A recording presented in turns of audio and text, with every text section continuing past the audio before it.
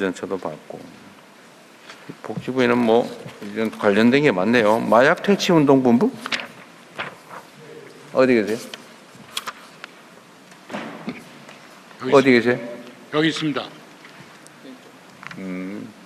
전에 업무 보고할 때 그분이신가요? 네, 전에 업무 보고할 때 그분이신가요? 예, 이사장입니다. 아, 네, 그러니까 맞습니다. 전에 계시던 분입니다. 아, 맞아요? 네. 어제 업무 파악은 잘하고 계세요? 네. 업무 파악 잘 하고 있습니다. 네. 지금 현재 부족한 건 뭐예요? 부족한 거는 지금 인건비 정도가 문제가 됩니다. 지금 어떻게? 자꾸 공공기관 중에서 최하위에 있기 때문에 이직률이 상당히 높습니다. 2년만 돼가지고 전문적으로 좀 하려고 그러면은 사직서 쓰고 다른 기관으로 가고 인건비가 낮아서 그렇다. 인건비를 올려주면 해결되는 문제인가 보죠? 네, 그렇습니다. 몇 명입니까 직원들이? 지금 142명입니다. 알겠습니다. 그것도 한번 참고할게요. 식품안전관리 인증원? 네, 원장 한상대입니다. 네, 할랄 인증.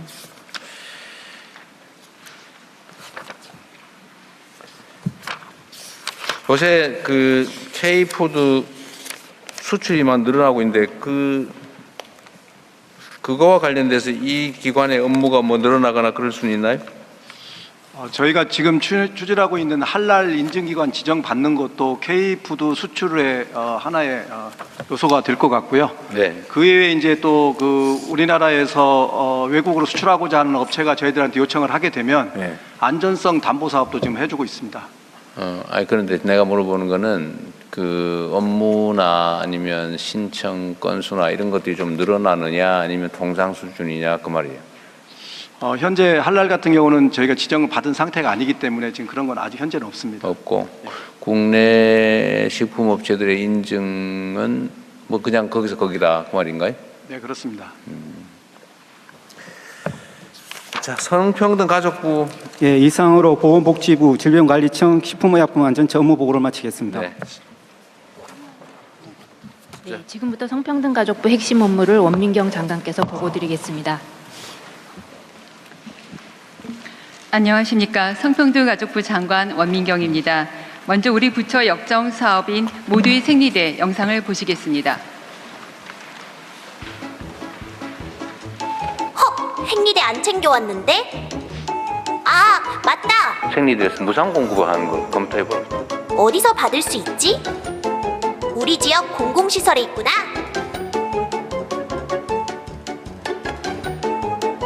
한 팩에 2개나 들어있어서 충분히 사용할 수 있겠다.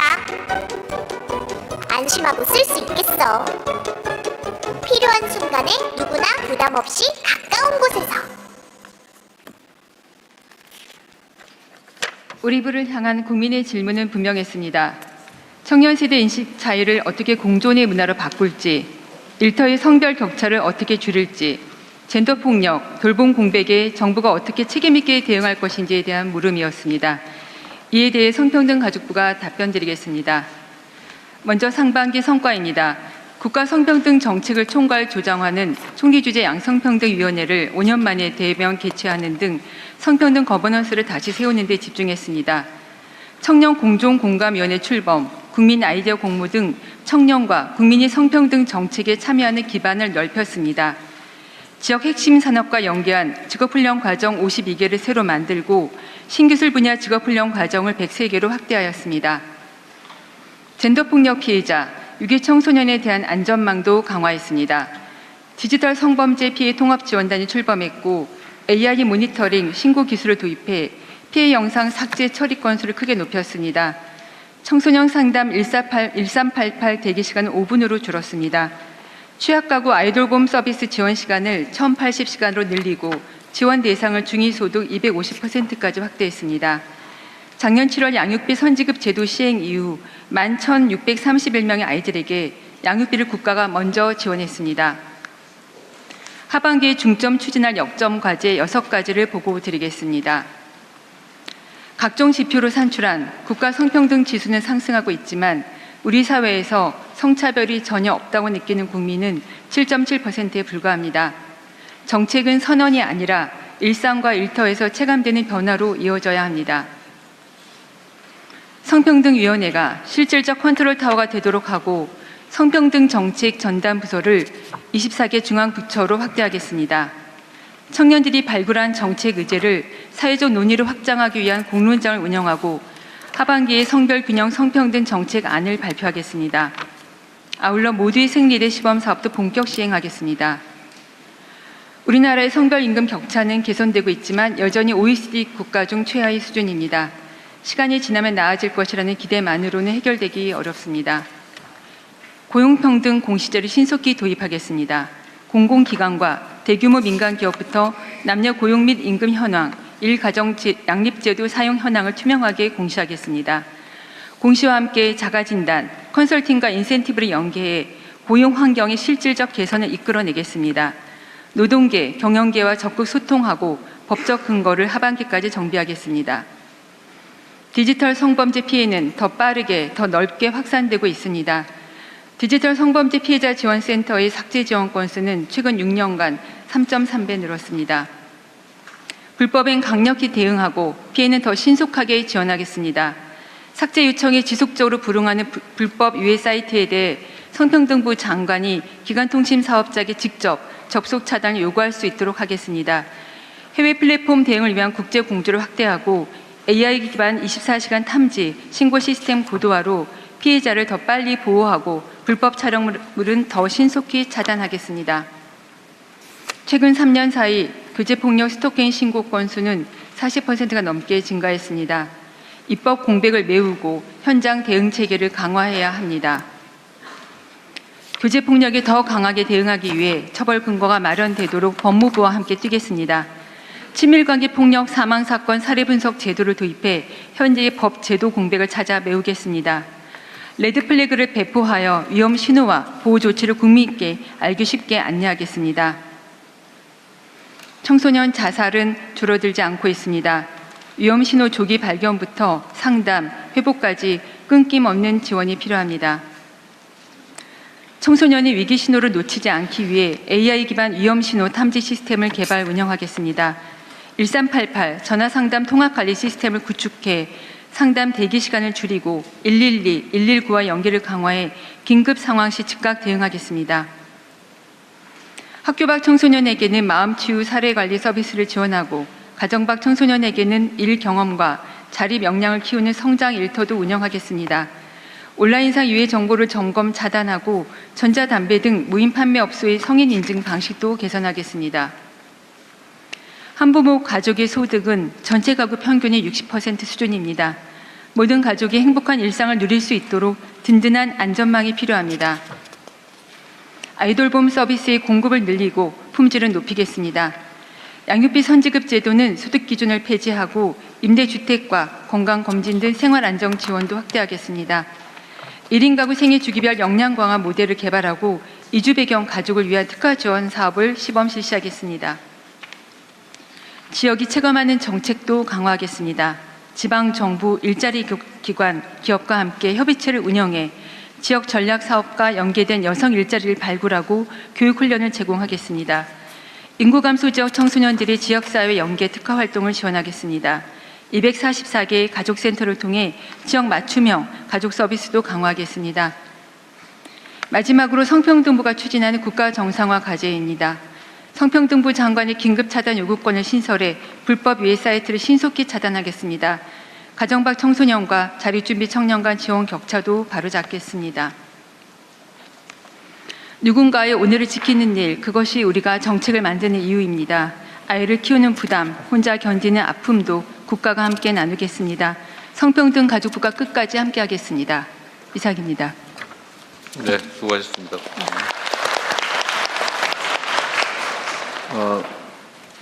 여기는 지금 남아있는 보고는 건의기, 그러면 권익위까지 얘기하고 한꺼번에 하시죠, 그럼. 예. 권익 얘기하고.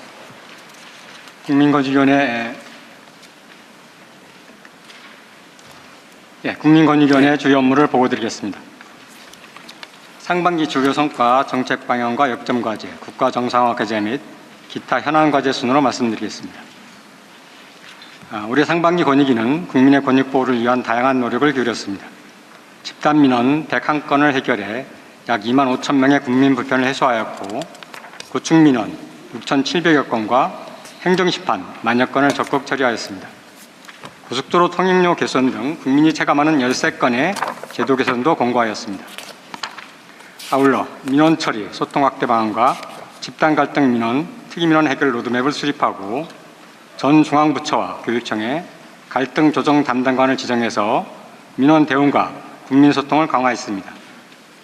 또한 정부 민원 안내번호인 110을 대표번호로 사용하는 중앙행정기관을 확대하여 국민 편의를 높였습니다. 반부패 분야에서는 전년 동기 대비 93.3% 증가한 신고사건 12,700여 건을 처리했고, 신고자의 역대 최대 보상금 20억 원을 지급하여 신고자 보호 보상도 강화하였습니다. 또한 중앙행정기관의 소속 근로자 채용 시 적용되는 기준을 표준화해 비공무원 채용의 공정성을 높였습니다. 하반기에 권익위는 다음과 같은 방향으로 업무를 추진하도록 하겠습니다.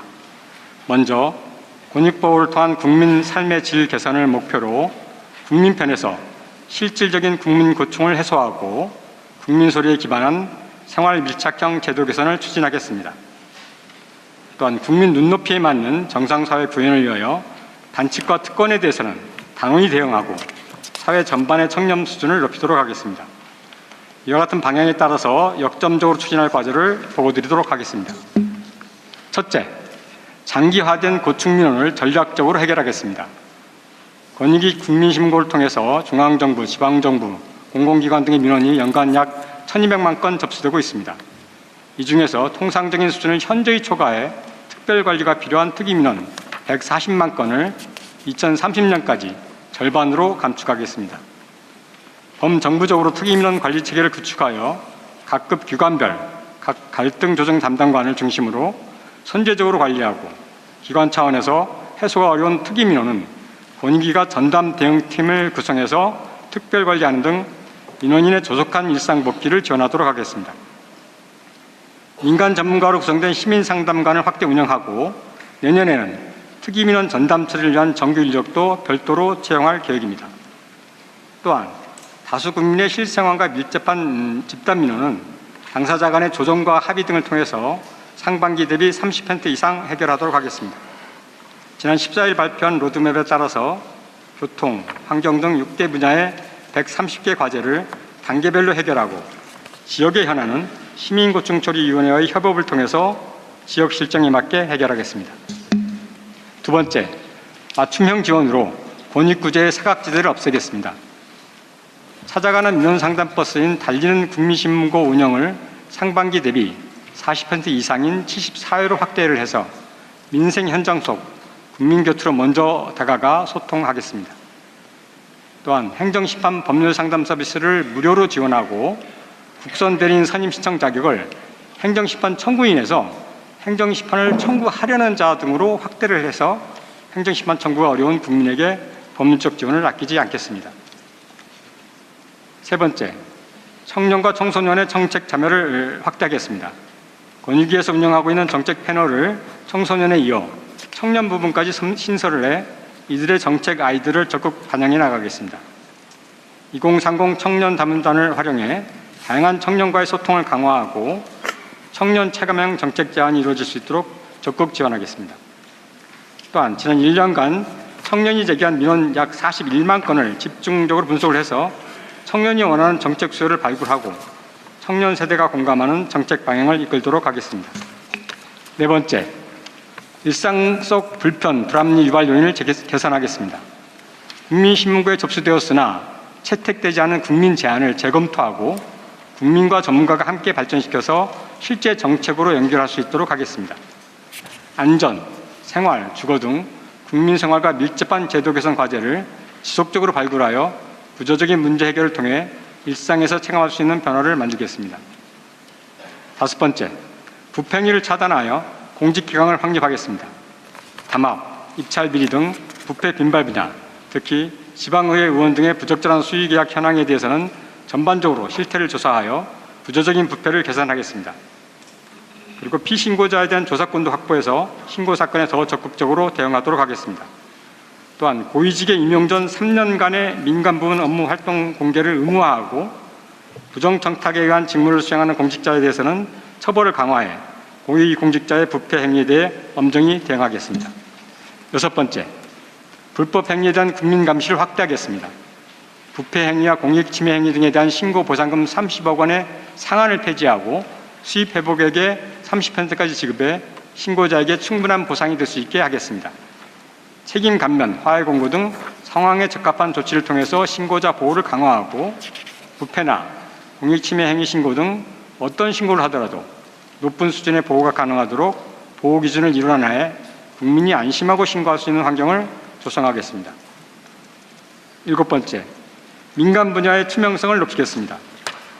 기업의 자율적인 부패 감시, 내부 통제 활동을 지원하기 위해서 공기업과 민간기업 등 20개 기관을 대상으로 윤리 경영 수준을 진단하고 컨설팅을 실시하겠습니다.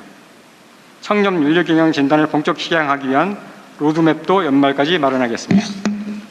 또한 공직자의 민간에 대한 부정청탁을 금지하겠습니다. 인사, 계약 업무 등 10개 직무에 대한 금지 행위를 규정하고 부정청탁을 한 공직자에게는 3천만 원 이하의 과태료를 부과하는 등 민간 부문에 대한 부정청탁을 원천적으로 금지해 국민의 신뢰를 높이겠습니다. 8번째, 미래 세대를 위한 청년 문화를 조성해 나가겠습니다. 초, 중, 고 대상 게임, 체험식 찾아가는 청년 체험 교실을 운영하고 청년 맞춤형 청년 특강을 통해서 미래 세대가 청년 의식을 자연스럽게 체득할 수 있도록 하겠습니다. 또한 공직 유관단체 채용 실태 점검과 중앙행정기관 비공무원 채용 기준 이행 점검을 통해서 공정 채용 문화를 정착시키겠습니다. 마지막으로 국가정상화 과제와 기타 현안 과제입니다. 국가정상화 과제, 실대 사회학 세부 과제 중 하나로 공공재정지급금 부정수급을 집중 점검하고 효율적인 환수 제도를 마련하여 국가재정 누수를 철저히 방지하겠습니다. 기타 현안 과제로 AI 국민신고를 구축해서 국민은 더욱 쉽게 민원을 내고 공직자는 효율적인 민원 처리가 가능하도록 하겠습니다. 아울러 697개의 정부 공공기관 상담 전화번호를 국민이 일일이 기억하지 않아도 110 번호만 알면 정부와 쉽게 소통할 수 있도록 비긴급 상담 번호를 110 중심으로 통합 연계해 나가겠습니다. 국민권익위원회는 국민 여러분께 앞장서서 다가가겠습니다. 국민이 체감하는 권익보호, 더 공정하고 신뢰받는 대한민국의 실현을 위해 최선을 다하겠습니다. 감사합니다. 네. 국민권익위는 지금 현재 인력 규모가 어떻게 됩니까? 약 670명 정도. 670명. 그 민원이 어젠가 말씀 듣기로는 연간 접수되는 규모가 1,180만 건? 예, 1,170만 건 정도인데 올해로는 벌써 6개월 됐는데 700만 건이 돼서 연말까지 아마 1,400만 건 정도가 될 것으로 예상되고 있습니다. 그거 어떻게 처리합니까? 680명이? 예. 그중 상당 부분은 이제 관계 행정기관에게 이체부합니까? 이체부해서 처리하고 저희가 처리하는 면은 고충 민원을 위주로 처리를 하고 있는 겁니다. 그러면 이체부하고 남는 건 몇 건쯤 돼요?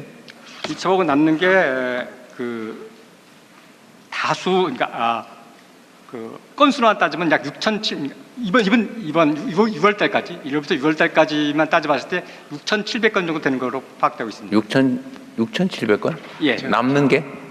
원래 원래 5만 1,000건 정도가 2025년도에 고충 민원 접수가 됐습니다. 근데 5만 1,000건 내는 다수인 이제 한 사람이 여러 건을 낸다든지 그래서 이거를 한 사람이 건수를 실질적으로 그러면 중복 뭐 했던 예. 것도 하고 뭐 이 사람이 했고 저 사람이 했고 한 사람이 여러 개 하고 이런 거는 한 개로 보면 그걸 보면은 14,700건 정도가 작년에 접수가 됐습니다. 처리했습니다. 그럼 남는 건 몇 건 정도예요? 나머지는 다 이첩을 하거나 다른 행정기관에 처리하고 있습니다. 그러면 이 인적 역량이 부족해서 권익위에서 처리해야 되는데 영양 부족으로 뭐 좀 남겨놓거나 즉 좀 적체되거나 이런 건 없어요. 어떻게든 다 처리를 하고 있습니다. 어떻게든지. 남겨놓거나 적체되지는 아니하고 다 처리를 해내가고 있습니다. 다만 이제 그게 그 민원을 내는 사람의 입장에서는 자기 민원이 안 받아들여진 형태로 처리됐다고 어떤 불만을 가질 수는 있을 것 같아 보긴 합니다. 근데 면담도 다 하지도 못할 것 같고 그냥 서류로 통보하는 게 거의 대부분이겠죠. 그래서 상당 부분 이제 모든 조사를 다 해서 처리를 하려고 조사를 하는데 있습니다. 그러니까 그게 대면 상담이나 이런 뭐 예를 들면 하소연을 직접 들어볼 기회를 갖기는 쉽지 않죠. 예, 그렇습니다. 이제 그렇게 통보를 처리해서 통보를 하고 나면 수용성이라고 하는 게 있잖아요. 그런데 뭐 내가 받아들여야지 하는 경우하고 이게 뭔 소리야? 다시 처음부터 다시 이렇게 시작하는 경우가 있는데 수용성이 어느 정도 되는 것 같아요. 그 수용성에 대한 평가를 지금 아직 잘 못하고 있습니다. 혹시 아는 담당 직원 있어요? 소위 그 수용성이라고 하는 게 처리를 하면 이제 거기서 이제 멈춘다, 끝이다라고 이제 종결되는 경우가 있고 마음에 안 들지만 뭐 할 수 없지 뭐 이렇게 하는 경우가 있는데 그게 아니고 이거 수용할 수 없다. 이번에는 국민권익위원장 상대로 이제 지금부터 투쟁이다. 뭐 이렇게, 보통 이렇게 가잖아요. 예, 그렇게 수용이 잘 안 되고 있다고 판단되는 이유가 그런 반복 민원, 지난번에 냈는데 또 내는 민원이 그게 140만 건이나 되는 겁니다. 그래서 그렇게 따져보면은 수용성이 이렇게 높다고 보기는 좀 어려운 상태인 겁니다. 그러니까 그래서 신규로 들어온 것들을 어쨌든 각 부처로 이첩한 건 어떻게 처리되는지 모르겠고 권익위 입장에서는. 근데 그게 아닌 거는 이제 나름 최종 처리를 하는데 그래서 결과를 알려줄 거 아닙니까? 근데 그 중에 대부분은 사실은 못 받아들이는 거죠. 기각이지 쉽게 말하면 기각의 각하에 가까운 인용이 아니고 그런 되게 그렇잖아요. 그 민원이라고 하는 게 그 인용해주면 말이 없겠지. 원하는 게 되면. 근데 그건 내가 보면 그게 많지 않을 것 같고. 근데 그러면 안 된다는 걸 이제 이런 이유로 통보를 하면 어느 정도 수용되더냐, 한 반쯤 되더냐, 아니면 10분의 1도 안 되더냐, 아니면 90%쯤 되더냐, 그 말입니다. 네, 뭐 얘기해 보십시오. 뭐 한쪽에서 권익위 가까운 기술실장입니다. 수용도에 대해서는 별도로 보고 조사하지 않고요. 만족도 조사를 하는데 작년 기준으로 해서 고충민원 만족도가 한 78점 정도 나왔습니다. 그래요? 그럼 70, 대충 한 3분의 2 이상은 그냥 처분하면은 할 수 없다. 그리고 수용하더라고 말이에요.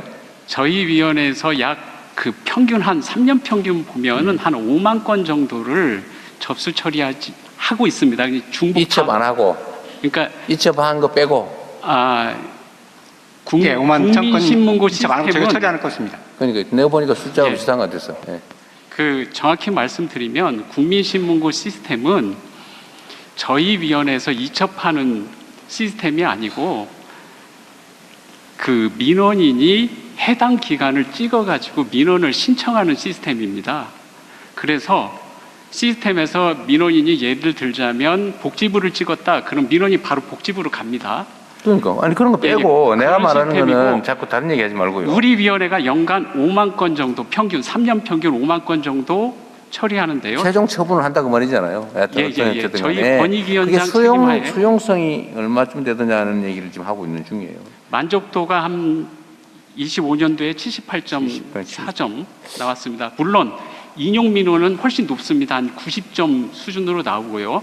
인용된 거야 다 웬만하면 불인용은 한 60점 아래로 60 정도. 좀 한 30점 정도 만족. 한 3분의 1 정도는 여전히 불만을 갖는다. 근데 여전히 불만을 갖는다고 하는 게 불만이지만 참는다 하고 다시 시작이다. 이래가지고 계속하는 경우가 있잖아요. 그렇죠. 그게 지금 계속 반복되지 않습니까? 평생 그거 하는 사람 많아요. 그러니까 이거를 없애야 되거든 어떻게든 간에. 없애는 방법은 결국은 계속 듣고 경청하고 설득하고. 그러니까 이게 결론을 객관적으로 잘 내주면 수용하는 사람도 있는데 그게 아니고 이게 제 경험상으로도 보면 이 결론이 중요한 게 아니에요. 결론이 중요한 거는 내가 보기엔 3분의 1도 안 되고 내가 존중받고 있느냐.